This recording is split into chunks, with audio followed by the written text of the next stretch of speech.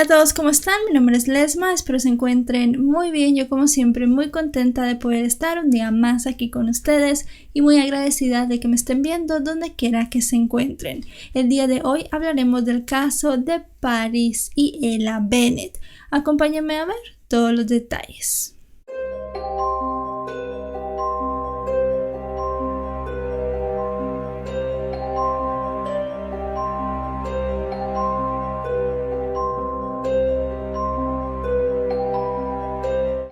En febrero del año 2007, en Texas, Estados Unidos, vivía una pequeña familia formada por Charity Bennett, de 33 años, y sus dos hijos, un varón de nombre Paris, de 13 años, y una niña de nombre Ella, de 4 años. Antes de llegar a todos los sucesos que se dieron en febrero de 2007, hay que ver un poco los antecedentes de la vida de Charity, y es que ella desde muy pequeña llegó a sufrir mucho. Sus padres tenían una relación muy disfuncional y llegaron a divorciarse cuando ella era muy pequeña.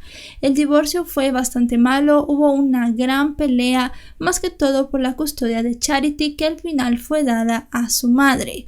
Cuando Charity tenía solamente 6 años, su padre fue asesinado. El hombre fue asesinado en la puerta de su casa de 2 tiros. La policía cree que por un sicario, pero la persona que realizó el crimen nunca fue encontrada. En la lista de sospechosos de la policía, en primer lugar estaba la madre de Charity. Ellos creían que había sido ella quien había contratado al sicario para matar al hombre, y es que descubrieron que un mes antes de que el hombre fuera asesinado, ellos dos se habían vuelto a casar. Algo muy extraño porque, como ya les dije, su divorcio había sido muy duro y habían tenido muchas peleas por la custodia y también por los bienes materiales. Otra cosa que llegó a poner en la mira a la madre de Charity fue el hecho de que el padre de la niña había cambiado su testamento.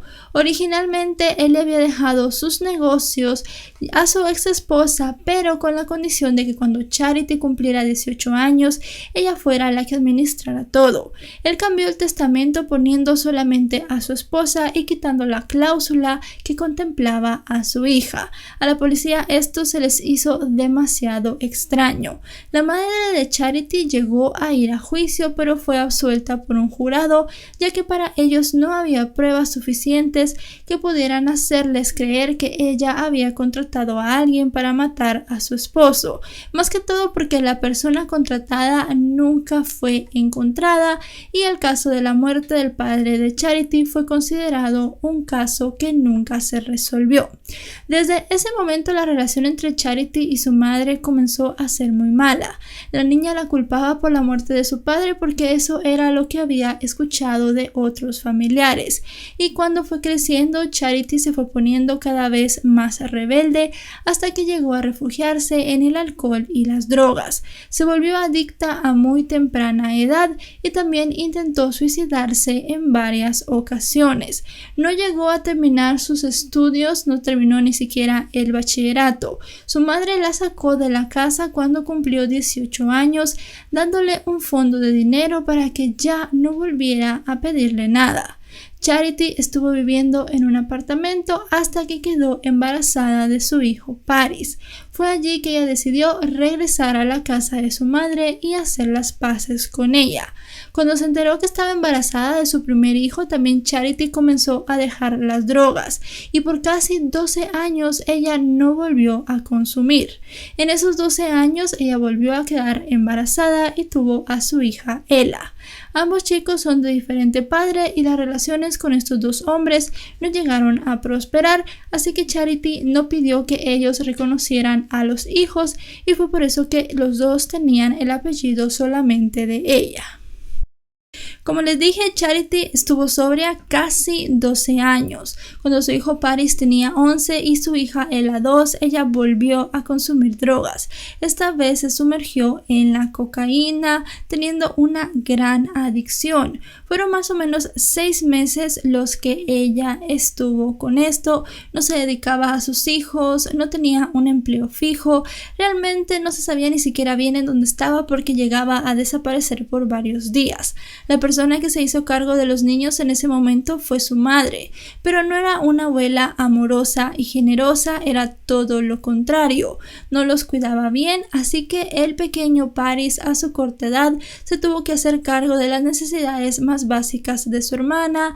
Era él quien le hacía la comida, la niña todavía usaba pañal, así que él aprendió a cambiarlo, la bañaba y veía que ella tuviera todo lo que necesitaba. Económicamente, obviamente, era su abuela la que les proveía de todo, pero en cuanto a cuidados, era él el que se encargaba. A pesar de que no socializaba bien y era muy violento, Paris tenía muy buenas calificaciones. Se le hizo un examen para determinar su índice de coeficiente intelectual y salió con un número arriba de la media, pero los profesores estaban preocupados por su comportamiento.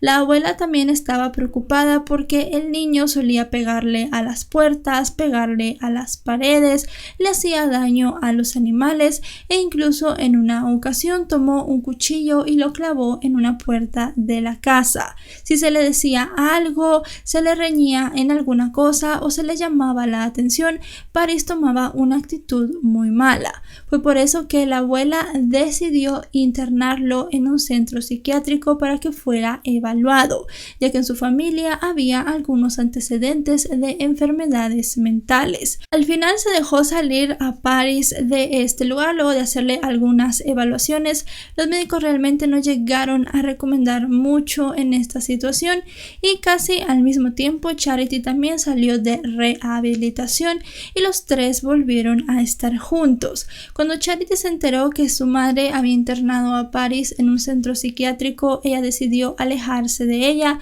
porque creía que su madre estaba actuando mal y que estaba haciendo todas esas cosas para dañarla a ella y a sus hijos. Se quedaron a vivir en Texas, pero en un lugar un tanto alejado de la vivienda de su madre. En este lugar parecía que las cosas les iban un poco mejor. Ella pudo inscribir a sus dos hijos en una escuela privada y a los dos les iba muy bien. Paris al final estaba haciendo amigos y, como les digo, todo estaba saliendo como lo tenían planeado. Charity consiguió un trabajo de doble turno como mesera en un bar deportivo. Pasaba muchas horas fuera de la casa. En el día no era un problema, ya que los chicos estaban en la escuela, pero en las noches sí que tenía que conseguir a alguien que los cuidara. Ella contrató a una jovencita de 21 años que vivía cerca de su casa y asistía a la universidad. Ella llegaba casi todas las noches a cuidar a los dos pequeños, les daba de cenar, veía que los dos terminaran las tareas que tenían, miraban un rato televisión y luego se iban a dormir. Usualmente la niñera esperaba que Charity llegara, pero si ella se tardaba mucho, ella se iba luego de haber dormido a los dos niños y dejar todas las puertas y ventanas aseguradas. El día 5 de febrero de 2007 no fue la excepción. Charity tenía doble turno casi como siempre en el bar, así que llamó a la niñera para que estuviera con sus hijos. Pero esa noche una llamada desconcertó al servicio de emergencias. Del otro lado de la línea había un niño que decía que había matado a su hermana. Ese niño era Paris, de solamente 13 años, quien decía que le había quitado la vida a Ella, de solo 4. La operadora le pidió a Paris en ese momento que le hiciera reanimación a Ella. Él dijo por teléfono que sí se la había hecho, pero cuando llegaron los servicios de emergencias, la niña de 4 años ya estaba sin vida. I accidentally killed somebody. You think you killed somebody? No, I know I did. I feel so messed up. Is she breathing right now? No. Is she bleeding anywhere? Yes, she's bleeding all over the bed. Because I stabbed her. Charity fue notificada mientras estaba en su trabajo que su hija había sido herida y que la policía tenía en custodia a su hijo mayor. Fue en ese momento que ella comenzó a pensar que algo malo había pasado en su casa. Paris, en una primera versión a la policía que él dio mientras estaba solo, dijo que había visto a su hermana ese día en una alucinación. La había visto como un demonio que se estaba riendo de él y que en ese momento él sintió la necesidad de que tenía que eliminarla, pero contó que no recordaba nada de lo que había pasado, que cuando él ya tuvo memoria o ya volvió en sí fue cuando llamó a los servicios de emergencia. Pero en un primer lugar la policía policía no llegó a creer todo esto, y es que pudieron ver en los registros telefónicos de la casa que Paris había hecho una llamada a un amigo que había durado 6 minutos. Luego de esos 6 minutos había esperado entre 3 y 4 minutos para llamar al servicio de emergencias. Así que para la policía, él le había quitado la vida a su hermana, luego había llamado a su amigo, había esperado unos minutos y había llamado al 911. Si su primera versión hubiese sido verdad, esta llamada al amigo nunca hubiese existido, o entre la llamada a su amigo y la llamada al 911 hubiese habido un intervalo más grande de tiempo porque hubiese sido allí cuando él le quitó la vida a Ella. Pero creen que él le quitó la vida a Ella y luego hizo las llamadas. El examen forense determinó que la niña de 4 años fue golpeada y apuñalada en diferentes ocasiones. Un dato de todas las pericias forenses que se hicieron fue que en la cama de Ella se encontró semen que también fue encontrado en la ropa interior de Paris, la que él llevaba esa noche. Se pudo identificar que este semen era de Paris, pero el cuerpo de Ella no tenía señales de haber sido abusada sexualmente ni tampoco violada, así que la policía no sabía bien de dónde había salido esto. Paris llegó a cambiar su versión unos días después, pero no lo hizo frente a la policía, lo hizo con su madre. Charity había hablado con su hijo la noche del incidente, pero él estaba muy callado, no le dijo nada. Fue hasta días después que ella lo fue a ver para comenzar a hablar sobre abogados y todo este tipo de cosas que él le dijo la verdad. Le confesó que había matado a Ella para hacerla sufrir a ella. Le dijo que todo había sido un plan para vengarse por los meses en los que ella había recaído en las drogas y había estado ausente de su casa, pero esos meses en los que ellos habían estado conviviendo con su abuela. En ese momento, Paris aceptó que había abusado sexualmente de Ella, pero unos días después retiró esto. Dijo que en realidad él había estado viendo pornografía en la computadora portátil de su madre en la habitación de su hermana y que por eso había restos de semen tanto en la cama como en su ropa interior. La policía llegó a ver el historial de la computadora portátil de Charity y en efecto se habían visitado varias páginas pornográficas en la noche del asesinato, así que esto concordaba y se llegó a sacar de la hipótesis y de la acusación algún delito sexual. Teniendo esta confesión de Paris y un posible motivo de por qué él había hecho todo esto, se le llevó con varios psiquiatras. Sus abogados defensores querían declararlo inimputable, querían que a él se le declarara como una persona que no podía responder por sus acciones. Además de eso, tenía una edad muy corta, solamente 13 años, así que esperaban que él saliera sin poner ni un solo pie en la cárcel. Pero esto no fue así. 3 psiquiatras evaluaron a Paris y si bien dijeron que él tenía una personalidad psicópata narcisista, que era un manipulador y también que tenía tendencias suicidas, no llegaron a declararlo inimputable. Es más, él fue declarado como una persona que podía responder por sus actos y además de eso se pensó en llegar a juzgarlo como un adulto, pero al final se determinó que se le juzgaría como un delincuente juvenil. Tenía que tomar una decisión muy importante y era o declararse culpable o afrontarse a la pena de muerte. Paris se declaró culpable del asesinato de su hermana y fue sentenciado a 40 años de prisión. Lo que la policía cree que pasó esa noche del 5 de febrero fue lo siguiente. La niñera llegó a la casa, le dio a los niños de comer, terminaron las tareas y se fue a dormir primero Ella. Paris se quedó haciendo tareas en el salón con esta chica.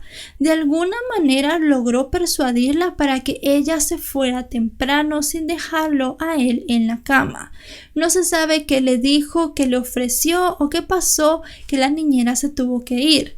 Nunca se recogió realmente una declaración de ella, ni tampoco Paris llegó a mencionarla. Al final ella se fue y dejó solo al chico. Viendo que su hermana Ella ya estaba dormida, se puso a ver pornografía en la computadora de su madre en el cuarto de la niña. Cuando terminó de hacer esto, tomó un cuchillo de la cocina y comenzó a apuñalar y a pegarle a su hermana. En el cuerpo de Paris también se encontraron heridas defensivas, así que se sabe que ella peleó por su vida. Cuando Paris vio que Ella ya estaba sin vida, la dejó tirada en la cama y bajó para llamar a su amigo. Esperó unos minutos más luego de esta llamada para llamar a los servicios de emergencia. Según cree la acusación, él lo hizo para estar 100% seguro de que cuando los servicios de emergencia llegaran a la casa ya no pudieran revivir a Ella. Quería estar 100% seguro que su hermana menor estaba muerta. Han pasado los años y Paris obviamente sigue en la cárcel. Su madre ha decidido tener una relación con él, lo visita frecuentemente, le manda cartas. Paris terminó de estudiar en la cárcel, ella asistió a su graduación. Charity siguió con su vida y tuvo otro hijo al cual le puso el nombre de Phoenix. Phoenix y Paris todavía no se han conocido por dos motivos. Uno, porque Charity le tiene miedo a su hijo mayor, y el segundo es porque a Paris le prohibieron las visitas de menores de edad. Paris ha dicho en muchas ocasiones que él está conforme con que no lo declararan una persona que no podía responder por sus acciones, que él había matado a su hermana menor en sus 5 sentidos, que lo había planeado y que era algo que él quería hacer. Pero eso sí, dijo que va a pedir la libertad condicional cuando se le presente la primera oportunidad, ya que cree que ya se puede reintegrar en la sociedad. Charity, además de visitar a su hijo y tener una relación con él, escribió un libro sobre sus experiencias en donde dice que hasta cierto punto llegó a comprender los motivos de Paris y llegó a entender que él quería castigarla, ya que ella en varias ocasiones había dicho que si le pasaba algo a alguno de sus hijos, ella ya estaría básicamente muerta en vida. Dice que para ella en su mente Paris prefirió hacerla sufrir todo lo que le quedaba de vida a matarla a ella y solo hacerla sufrir 15 o 20 minutos, que sería lo que hubiese durado todo. Además del libro, tiene una fundación llamada la Fundación de Ella, en donde ayuda a familias que han sufrido hechos violentos por parte de familiares que padecen de enfermedades mentales. Para ella, su hijo es un psicópata que nunca se va a reformar y que más allá de pedir libertad condicional o de salir a reformarse, necesita ayuda psiquiátrica y la ha estado pidiendo a las autoridades penitenciarias, pero no la escuchan. Ellos han dicho de que revalorarán el caso de Paris cuando él pida la libertad condicional debido a sus comportamientos en la cárcel. Pero para Charity, su hijo es tan manipulador que puede hacer creerle a todo el mundo que está bien en la cárcel, que se ha reformado y que no volverá a cometer ningún crimen, pero que en realidad él sí puede volver a cometer cualquier crimen y que esté fuera es un peligro para todos. Y bueno, chicos y chicas, hasta aquí el video de hoy. Un caso muy impactante porque se trata del hermano, también porque se trata de 2 niños. La víctima y el victimario, ambos menores de edad. Y también el hecho de que Paris a sus 13 años tuviera los pensamientos de quererse vengar de su madre es algo muy impactante, increíble la verdad. Charity, como les digo, ha rehecho su vida, ha hecho muchas cosas, trabaja, tiene otro hijo, tiene un libro, tiene su fundación que la mantiene ocupada. Ya llegará la fecha en la que Paris pueda pedir su libertad condicional. Va a ser en el 2037, cuando tenga 44 años, que pueda pedir la condicional. Si no se la dan, él de cualquier manera va a salir en el 2047 a los 54 años, porque ahí acaba su condena. Él no tiene ninguna perpetua ni nada así. 40 años es el máximo que un delincuente juvenil puede estar en la cárcel, así que cuando llegue ese año, el 2047, él tendrá que salir y ya pues se verá si aportará algo a la sociedad o no.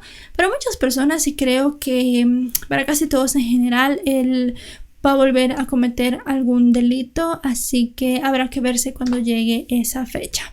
Si este video les ha parecido informativo, recuerden dejarle un me gusta. También recuerden suscribirse si no lo están, porque actualizo 3 o 4 veces por semana. Les dejo mi otro canal de misterios que está aquí arriba, es VR Misterios. Allí subo conteos y un contenido un tanto diferente, con una temática bastante diferente a la que vemos acá.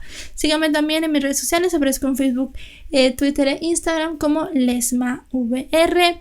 Y nada más, recuerden suscribirse. Nos vemos hasta otro video. Adiós.